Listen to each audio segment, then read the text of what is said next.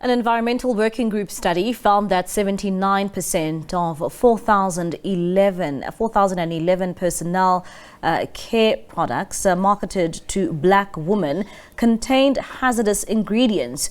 Only 21% of these products were designated low hazardous, and studies have made links between harmful chemicals found in personal care products and reproductive issues, fibroids and cancers in women. CEO of a Native Child, Sonto Pooe, joins us now for more on this conversation. Sonto, thank you so much for your time this evening here on SABC News. Now, firstly, let's start off and get your reaction when it comes to that environmental study which has been done, finding that 79% of hair care products for black women are hazardous. One would say that is a major concern. Major. And just by the way, this is nothing new. It's actually the reason why I created the brand way back then. There were studies done way back then, around 2016 when I launched the brand as well. So the public may not be aware, but it's definitely something that's been in discussions, in terms of the cosmetic industry in the background. And it's quite alarming, particularly for black women, because we are estimated to use hair products about 6 times more than other races do. So it definitely has an impact on our bodies, our infertility, on so many things. Yeah.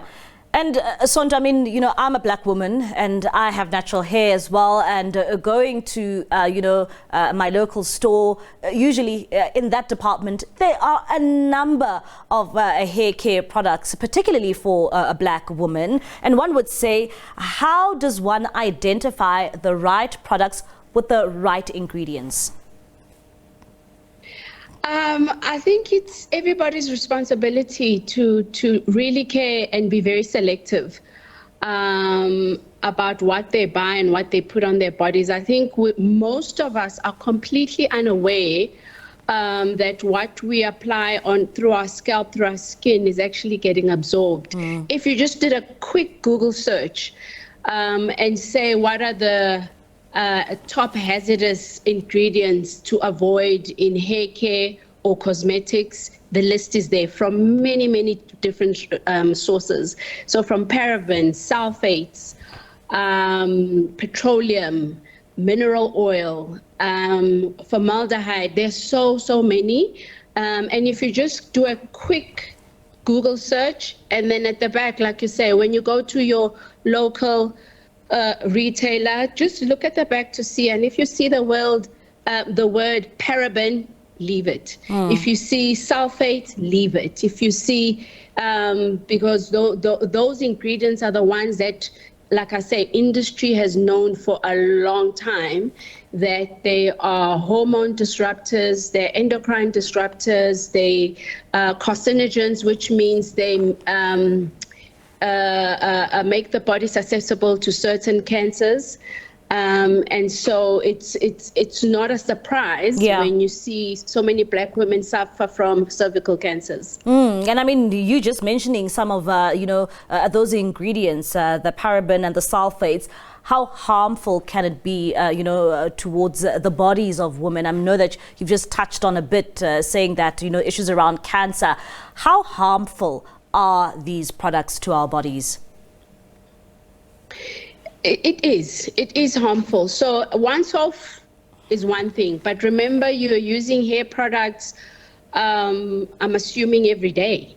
And so it's an accumulative effect. So you're getting toxins from hair products, you're getting toxins from pesticides in food, you're getting toxins from cleaning materials, and all of that accumulatively has a severe impact on your health. You may all of a sudden find yourself suffering from depression and you don't know why. The culprit could very much be your hair products that you're completely unaware of. More and more women are struggling with infertility, and often unexplained infertility.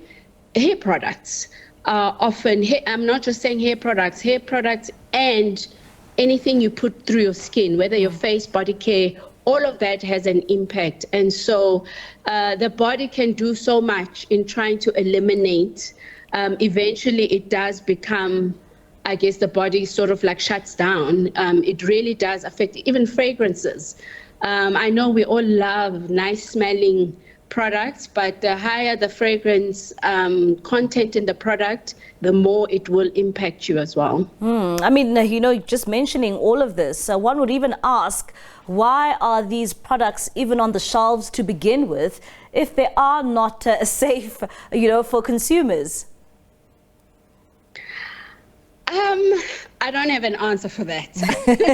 I don't have an answer for that. So the industry does have, like I say, ingredients that should be avoided, but it almost seems as if they're leaving it up to the consumer. Yeah, why is it not regulated then, maybe? It's almost as if I'm treading carefully here. Yeah. They're leaving it up to the consumer to make that decision for themselves. A lot of companies will spend millions, if not billions, on marketing, except to change their products and make them healthier.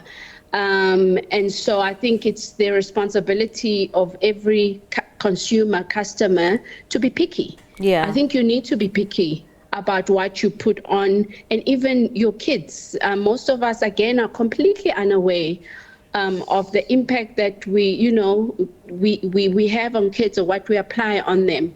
And so that's why there are brands like us that exist. Like I say, we've been around for many, many years. Those of us who know us in the industry know what our differentiator is. Our products are vegan, sulfate-free, paraben-free, mineral oil-free, all of that. So you need to, as a consumer, I guess, just make wiser choices for yourself until the industry catches up. What needs to change in the beauty industry? Do you think that maybe regulation needs to be taken more seriously? Yeah, I think so. So there are things that are completely banned that you cannot include in products, but there are sort of like the gray areas where it's not banned, but we all know it's not good. But to answer your question, I do feel like the industry needs to be more firm. I mean, you can't profit off people while hurting them. We do need the industry to be more firm, and hair care is just one of it. Like I say, there's face care, there's makeup. Yeah. They're finding that even the fiber that we use in braids is also highly unregulated. And again, most of us walk around completely unaware of the dangers of what we are putting on. And Sonto, before I let you go, maybe a word of advice to some of our viewers in terms of the safe alternatives that they can use, particularly when it comes to hair, because that's what you specialize in, hair. What are the safe alternatives for South Africans? So look for labels like mineral oil free, petroleum free, sulfate free, paraben free, fragrance free. So look for those kind of labels in products, and I think that will go a long way in ensuring that you are safer. Because we're talking about hair care, I'll stick to that, but there are other things outside of this conversation. This is a bigger conversation, but like I say, look for those things when you go into stores. There are brands out there that do make safer products. All right, Sonto, thank you so much for your time and for that insight. That is Sonto Pooe. She is the CEO of Native Child, just talking to us there about some of the hazardous products which are found in some of our hair care.